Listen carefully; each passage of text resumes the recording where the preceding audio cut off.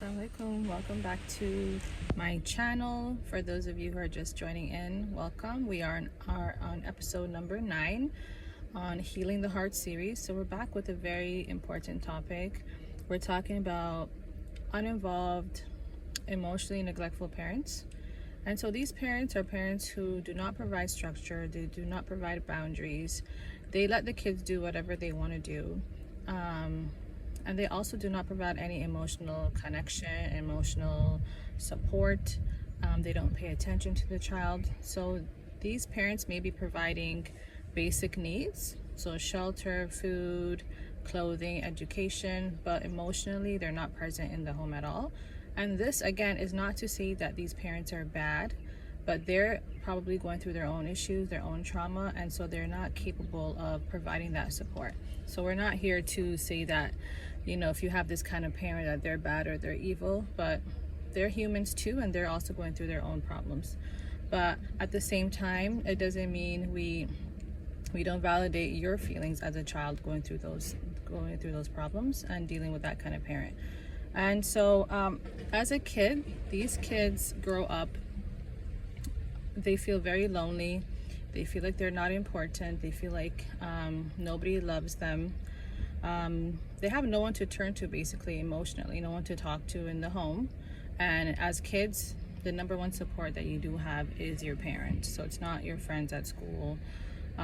Later on, maybe you do turn to your friends for that connection, but early on in childhood, your parent is your number one emotional support. And so they feel really lonely. They develop anxiety, very anxious because they don't feel safe. They feel invisible, that they're not important, and that their feelings are not important. And as adults, again, this carries on.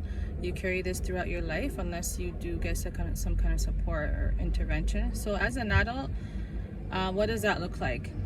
It looks like you struggle to form meaningful connections. It's hard for you to make friends, to even in your marriage, maybe you're going to have issues connecting with your partner because you didn't have that connection as a child, so you don't know how to form those meaningful relationships. Anxiety and feeling insecure. So you may develop an anxiety disorder because that follows you throughout since childhood till now. If you're feeling that anxiousness, it may develop into an anxiety disorder.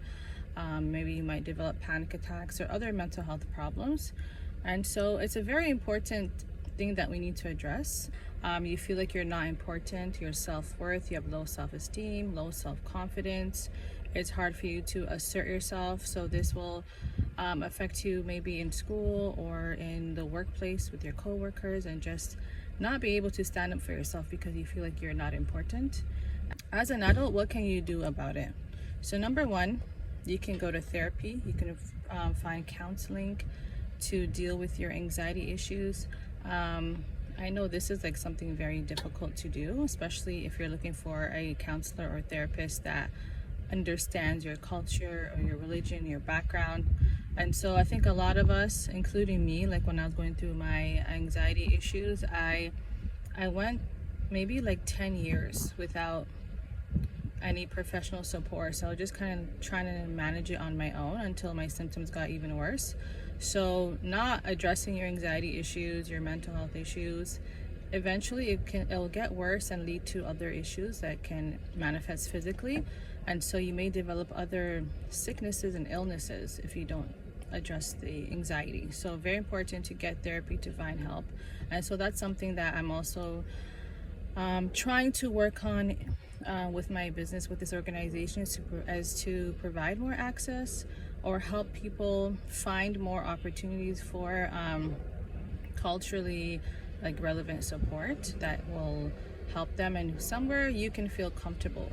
So maybe you don't feel as comfortable going to someone who is not the same skin color as you, or someone who's not from the same background, because it's like that they're not going to really understand you, and you need that understanding to be there. So therapy, counseling, what else? So also maybe joining a support group to build that a healthy relationship.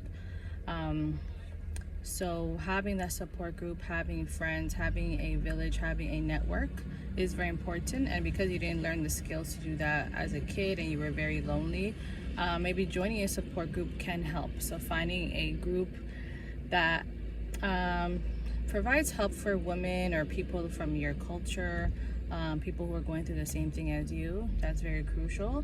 And self-expression as well. Self-expression, so that can be using any kind of creative outlet where you can express yourself through journaling, through art, through spoken word, through painting, just anything that will help you release your emotions, your bottled up emotions that were just sitting there all your life, and you need to release that somehow, because those emotions will affect you.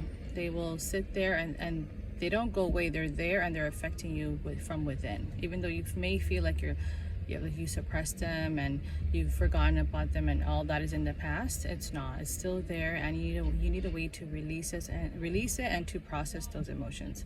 And so that's self-expression. And so parenting is so important, because whatever we do with our children at a young age, it will go with them, and they will carry it on for the rest of their lives, basically. And so we want to provide that foundation of support, connection, just being there for our child emotionally, so that their hearts feel safe, they feel secure. And the whole point of tazkiyah and purification of the heart is so that we can purify our hearts and make them wholesome again. And so we want to provide that foundation for our children. So be there with your children, spend quality time with them, find those meaningful connections, get to know them, do things that they love to do, and just be there for your child as a friend. Be that person that your child can go to whenever they're having issues, if they're having problems. Like, you should be the first person that pops up into their mind if they're having a problem. And if they're scared to talk to you, to turn to you for help, if they feel like you're not gonna accept them for whatever problem they're going through, if they feel like you're gonna get mad at them or that you're not gonna care, then that's a problem. So think about that. Like, just reflect and feel and think, like, is my child comfortable enough to come to me if they're having any kind of issue or problem? So just a little reflection that you can do. And yeah, so that's the end of video number 9, and I'll see you guys in the next video. Assalamu alaikum.